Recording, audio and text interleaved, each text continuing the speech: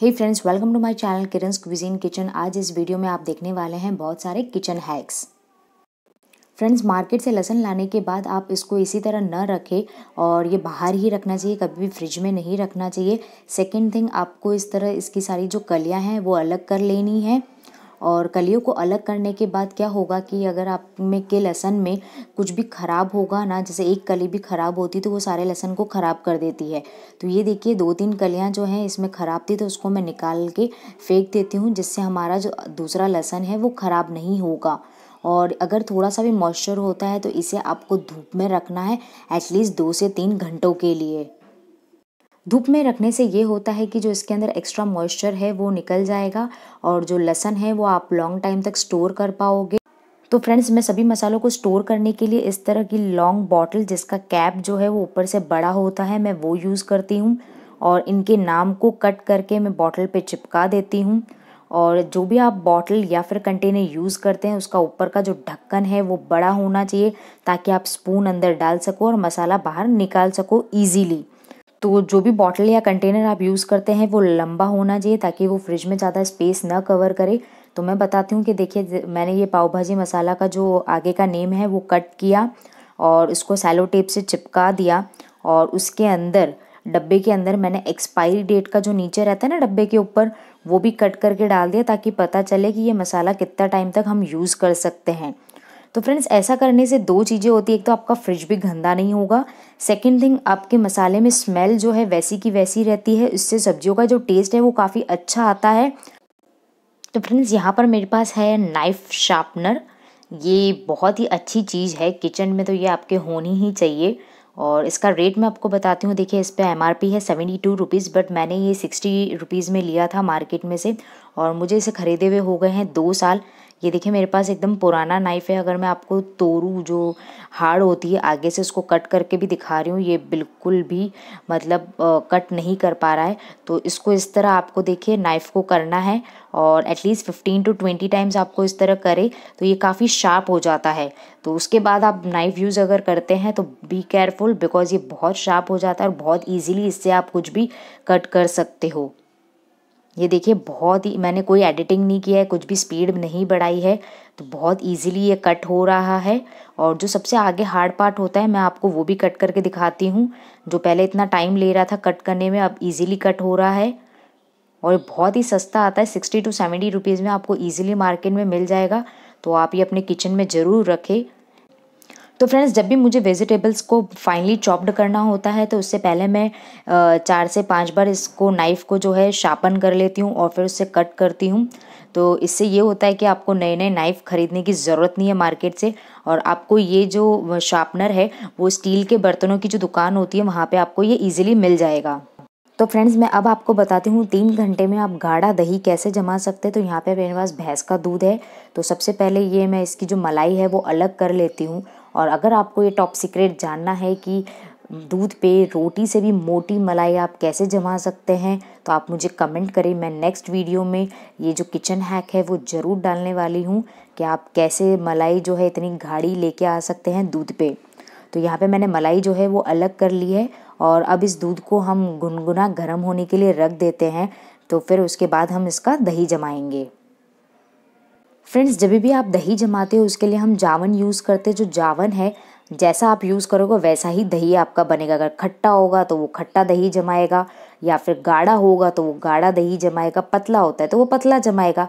तो फ्रेंड्स, यहाँ पे मेरे पास दही है। देखिए, मैं किस तरह उसको छन्नी में डाल के इसका जो एक्स्ट्रा पानी होगा जावन में वो निकाल देती हूँ। वैसे तो मेरा ये जो दही है वो गाढ़ा ही है, बट मैं जस्ट आपको दिखा रही हूँ कि इन केस अगर आपके पास जावन जो है वो थोड़ा पतला होता है तो आप इस तरह छन्नी में रखें, ताकि जो एक्स्ट्रा पानी है वो निकल जाए।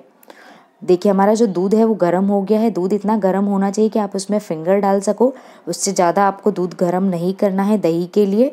और जो हमने अलग रखा था छन्नी में दही, उसमें से देखिए थोड़ा सा पानी निकला है। तो अब ये दही जो है, जावन मीन्स, हम उसको लेंगे और इस दूध में डाल देंगे। तो यहाँ पे मैं ये 1 स्पून ले रही हूँ, बिकॉज़ अभी जो है विंटर ऑलमोस्ट स्टार्ट हो गया है। तो बस इस तरह आपको विस्क से इसको करना है, ताकि जो दही है वो दूध में अच्छे से मिक्स हो जाए। और अगर आपके पास विस्क नहीं है तो आप ग्लास और भगोनी से उलट पुलट कर ले दूध को। तो उससे जो दूध है वो काफ़ी अच्छा जमता है, गाढ़ा जमता है। और जल्दी दूध जमाने के लिए मैं इसमें डाल रही हूँ एक हरी मिर्च। हरी मिर्च का ऊपर का ये जो डंकल होता है वो होना ज़रूरी है, और एक हरी मिर्च डालें और ढक कर आप इसे गर्म जगह पे रख दें या फिर आटे के डब्बे में रख दें 3 घंटे के लिए। 3 घंटे में ईजिली आपका जो दही है वो जम जाएगा। तो फ्रेंड्स, आफ्टर 3 आवर्स मेरा जो दही है वो जम गया था और मैंने इसको 2 घंटे के लिए फ्रिज में रखा है।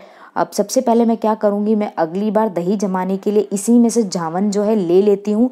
सबसे पहले अलग निकाल ले एक कटोरी में, उसके बाद आप दही यूज़ करें खाने के लिए, छाछ बनाएं या फिर सब्जी बनाएं, जो बनाना है आप इसे बनाएं। और ये जो मिर्ची है वो आप इसे फेंक दें, अब ये हमारे यूज़ की नहीं है, और इसे ढक के फ्रिज में रख दें। तो फ्रेंड्स, आपने देखा होगा कि सूजी में काफ़ी बार जाले और लटे पड़ जाते हैं, हम कितना भी केयर करते हैं तब भी उसमें जाले हो जाते हैं। और मैं इस तरह की पारे की बटली रखती हूँ ताकि उसमें जाले नहीं पड़े। बट कई बार होता है इसे रखने के बाद भी ऐसा हो जाता है, सूजी हो या फिर दलिया होता है। तो और इसकी जो रेसिपी है कि ये मैंने पारे की बटली कैसे बनाई है, उसका मैं नेक्स्ट किचन हैक में वीडियो ज़रूर ऐड करने वाली हूँ। तो यहाँ पे जो सूजी है उसको मैंने गर्म होने के लिए रख दिया है। बड़ी कढ़ाई लेनी है, गैस का जो फ्लेम है वो स्लो रखना है और एकदम स्लो फ्लेम पे आपको इसको सेकना है। और इतना सेकना है कि आप इसके अंदर हाथ जो है वो इजीली डाल सके। कम से कम 4 से 5 मिनट इसको सेकना है आपको। और बहुत ज़्यादा इसका जो कलर है वो चेंज नहीं होना चाहिए या फिर बहुत इसको ज़्यादा टाइम नहीं सेकना है। बस अब मैंने जो गैस है वो बंद कर दिया और इसे ठंडा होने के लिए छोड़ देती हूँ।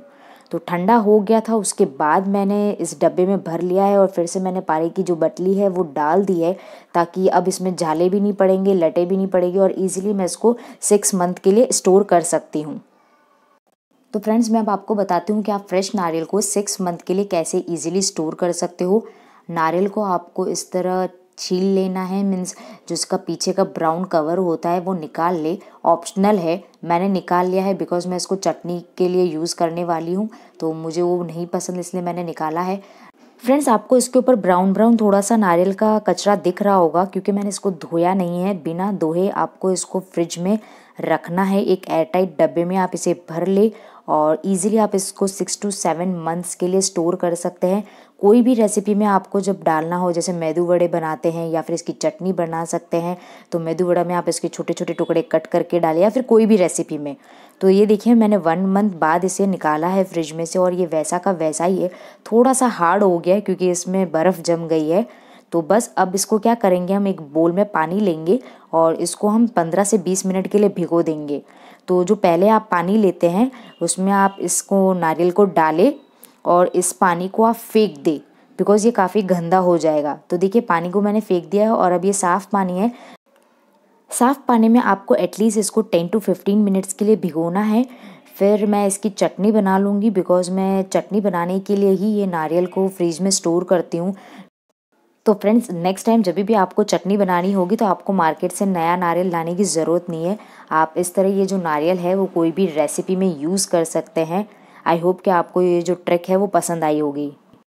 तो फ्रेंड्स, इस तरह की मेथी को आप किस तरह लॉन्ग टाइम स्टोर कर सकते हो, तो यहाँ पे जो मेथी है उसको मैंने साफ़ कर लिया है मार्केट से लाने के बाद, और डंठल रखना है। डंठल को पूरी तरह आपको तोड़ के फेंकना नहीं है और धोने के बाद इस तरह आप जाली में रख ले और इस तरह देखिए आप झड़कते हैं तो इसमें से पानी निकलना चाहिए। तो आफ्टर हाफ एन आवर इसको हम कट करेंगे ताकि जो इसका एक्स्ट्रा पानी है वो निकल जाए। तो देखिए, आफ्टर हाफ एन आवर मैंने इसको कट कर लिया है। आप सीज़र या नाइफ़ से इसे कट कर ले और कट करने से पहले ही धोना है, कट करने के बाद आपको मेथी को धोना नहीं है। और अब इस तरह की आप कोई भी जाली ले ले या कोई भी बर्तन में आपको फ्रिज में इसे रखना है एटलीस्ट 2 वीक्स के लिए। आप इस तरह की जाली भी यूज़ कर सकते हैं या फिर आप कोई स्टील का भगोला भी यूज़ कर सकते हैं। तो आफ्टर 2 वीक्स ये इस तरह पूरी तरह सूख गई है। इसमें से मेथी की काफ़ी अच्छी स्मेल आ रही है। आप इसको कस्तूरी मेथी की तरह यूज़ कर सकते हो। घट्टे की सब्ज़ी बनाते हैं राजस्थानी, उसमें आप डाल सकते हो, या फिर आप मठरी बनाते हैं, जैसे मैंने आटे और मेथी की मठरी की रेसिपी जो अपलोड की है उसमें भी मैंने यही मेथी यूज़ करी थी। तो इसको बस आप एयरटाइट डब्बे में डाल के फ्रिज में रखें और आप इसको साल भर यूज़ करें। तो फ्रेंड्स, अब मैं आपको दिखाती हूँ कि 1 से 2 किलो सीताफल का पल्प जो है आप 2 मिनट में कैसे अलग कर सकते हो। स्पून से सीताफल जो बीज है वो आप इस तरह से छन्नी में डालें और यहाँ पे मैं सिर्फ आपको 2 सीताफल का दिखा रही हूँ। आप चाहे जितनी मर्जी का आप पल्प निकाल सकते हैं। तो विस्क से आपको राउंड एंड राउंड इसको घुमाना है ताकि जो बीज है वो अपने आप अलग हो जाए। आपको अपने हाथों से इसको मेहनत करने की ज़रूरत नहीं है कि मीन्स हाथ से एक एक बीज आप निकालें। ये देखिए बीज जो है वो सारे ईजिली अलग हो रहे हैं। तो अब आप स्पून से जो बीज अलग हुए हैं वो निकाल लें। तो आप देखेंगे थोड़ी देर में कि जो इसका पल्प है वो हमें मिल गया है। अब इस पल्प से आप बासुंदी बनाएं या फिर खीर बनाएं, आइसक्रीम बना सकते हैं। आपको जो पसंद है वो आप बनाएं। मैंने बासुंदी की रेसिपी भी रिकॉर्ड करके मीन्स डाली है अपने चैनल पे, तो आप वो ज़रूर देखिएगा। तो बस अब ये पल्प हमारा रेडी है, आप इससे कोई भी रेसिपी बनाएं। तो फ्रेंड्स आप लेमन जो है, नींबू, उसको आप इजीली 3 से 4 महीने के लिए स्टोर कर सकते हो और उसके ऊपर की जो कवर होता है ना वो बिल्कुल भी सूखेगा नहीं। तो मैं इस तरह का कंटेनर यूज़ करती हूँ।